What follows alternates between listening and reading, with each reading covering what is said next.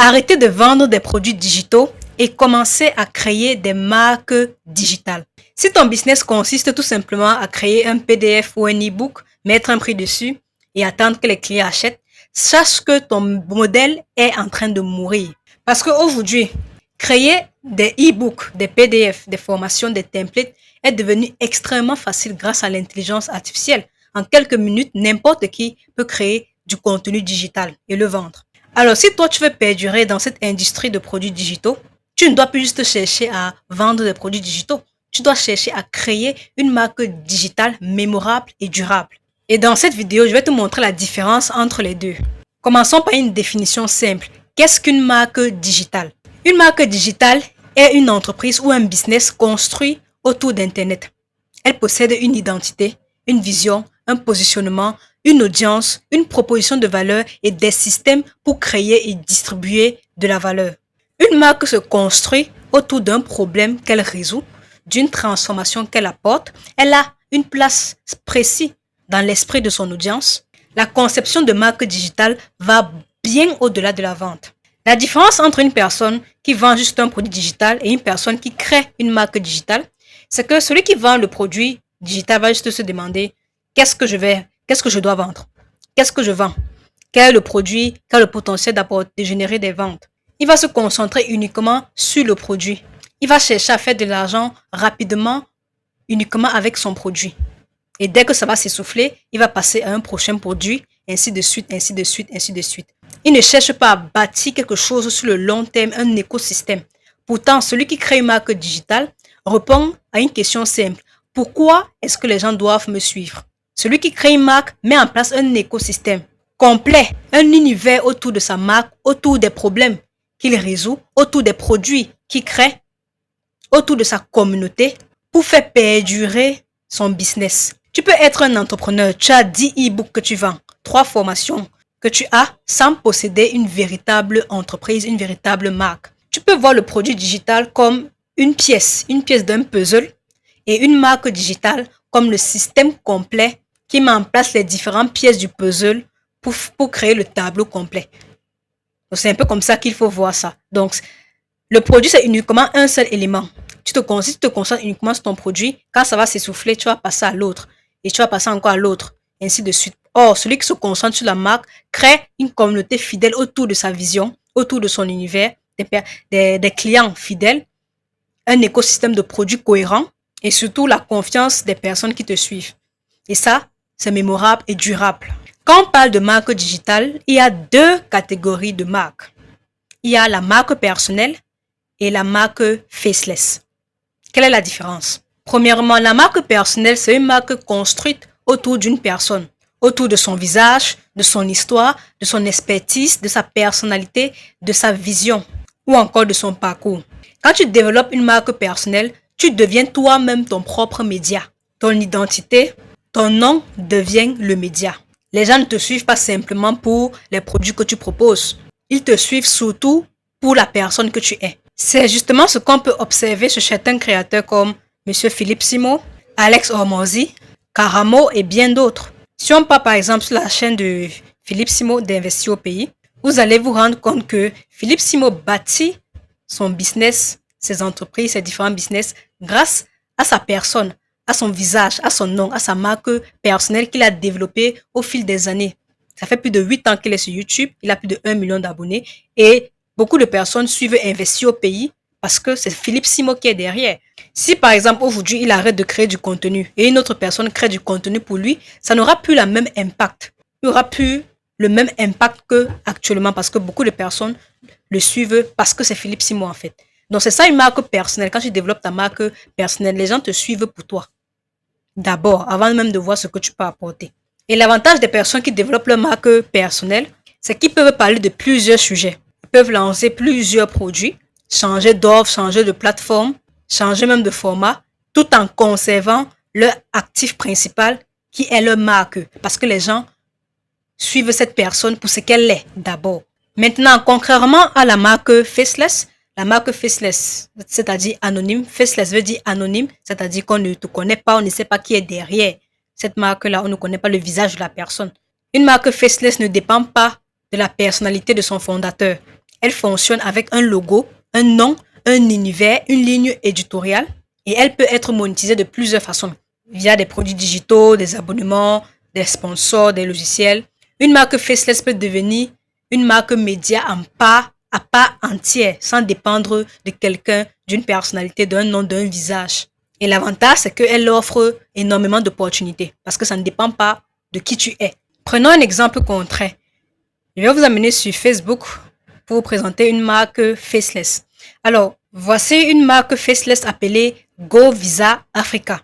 Alors, qu'est-ce qu'ils disaient sur la description? Accompagnement complet pour vos procédures de voyage, visa, documents, conseils et réservations. Ils ont décidé de se spécialiser uniquement sur tout ce qui est accompagnement pour obtenir des visas pour aller à l'étranger.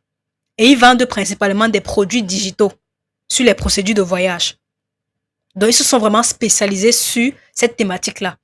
Ils fonctionnent principalement à travers la publicité. Ils postent également du contenu, mais ils fonctionnent principalement à travers la publicité. C'est leur système d'acquisition principal. Si on part même sur leur boutique en ligne est hébergée sur Chariot, vous allez vous rendre compte qu'ils offrent plusieurs produits digitaux liés à l'immigration.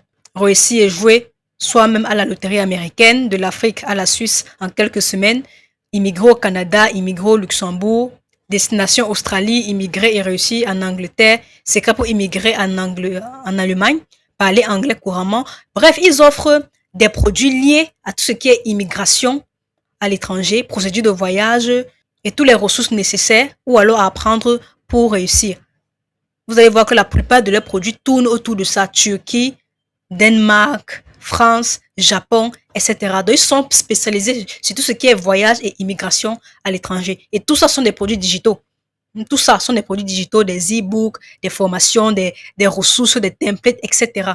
Donc, ça, c'est un exemple typique d'une marque faceless. Et eux, ils sont allés jusqu'à se spécialiser dans un domaine bien spécifique.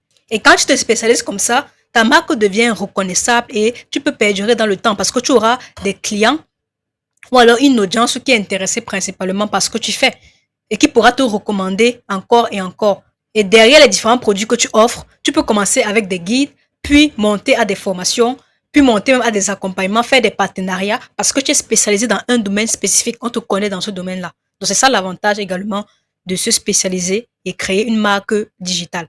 Mais que tu choisisses la marque personnelle ou la marque faceless, le plus important ici, ce n'est ni ton logo, ni les couleurs ou même le nom de ta marque. Ce qui compte réellement, c'est les 7 piliers que je vais partager avec toi maintenant. Si tu veux développer ta marque digitale et tu souhaites construire une marque aujourd'hui avec l'objectif qu'elle existe encore dans les 5-10 années à venir, voici les 7 piliers que tu dois prendre en considération.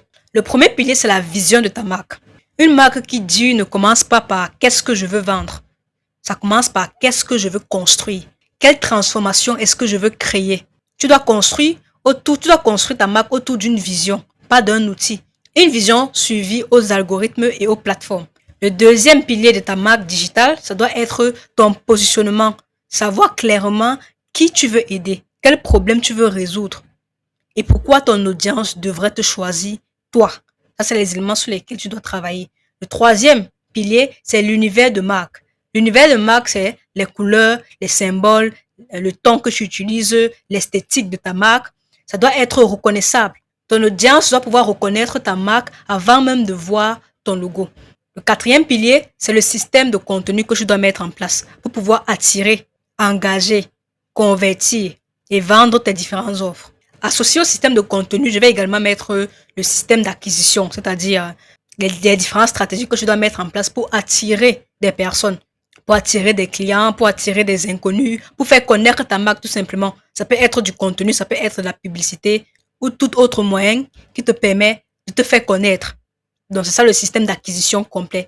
Le cinquième pilier, c'est l'écosystème d'offres. Une marque durable ne dépend pas d'un seul produit. Elle possède plusieurs produits complémentaires et qui suivent même une échelle de valeur. Le sixième pilier, c'est la communauté. Voici un élément que beaucoup de personnes négligent, pourtant, c'est le noyau de la marque. Tu dois pouvoir développer une communauté forte autour de ta marque. Ne cherche pas à avoir juste une audience ou des abonnés sur les réseaux sociaux. Ce n'est pas important. Le plus important, c'est d'avoir une communauté de personnes qui suivent ta marque, qui savent ce que tu fais, qui savent ce que tu proposes et qui sont prêts à acheter Quand tu as une communauté, elle crée un sentiment d'appartenance autour de valeurs et d'une vision commune. Et c'est ça qui fait durer la marque. Toutes les marques possèdent des communautés, que ce soit des marques personnelles ou des marques faceless. Tu peux créer une communauté autour de cette marque-là. Et enfin, le dernier pilier, c'est le système. Tu dois mettre en place des systèmes pour être beaucoup plus productif et travailler moins.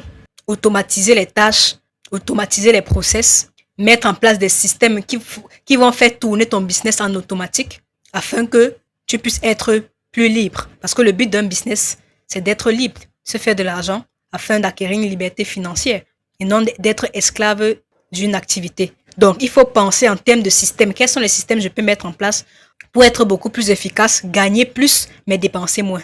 Donc, voilà un peu la progression. Si tu souhaites passer d'un simple vendeur de produits digitaux à un bâtisseur d'actifs. Un bâtisseur d'actifs digitaux. Donc, maintenant, je veux que tu changes de mentalité. N'aborde plus le business de produits digitaux comme tu le faisais auparavant. Ne te demande plus quel produit rentable je vais lancer. Demande-toi quelle marque digitale dois-je construire. Et si justement tu souhaites apprendre à mettre en place cet écosystème, je peux t'accompagner au sein de ma communauté privée, le cercle des bâtisseurs. Dans le cercle des bâtisseurs, je vais te montrer comment construire un véritable business digital étape par étape. Tu auras accès à plusieurs formations et ressources pour te permettre de bâtir ton empire digital. Donc si tu es prêt à apprendre, à passer à l'action et si tu veux te faire accompagner par moi dans ma communauté, tu peux consulter le lien dans la description pour rejoindre le cercle des bâtisseurs. Sur ce, on se retrouve dans une prochaine vidéo.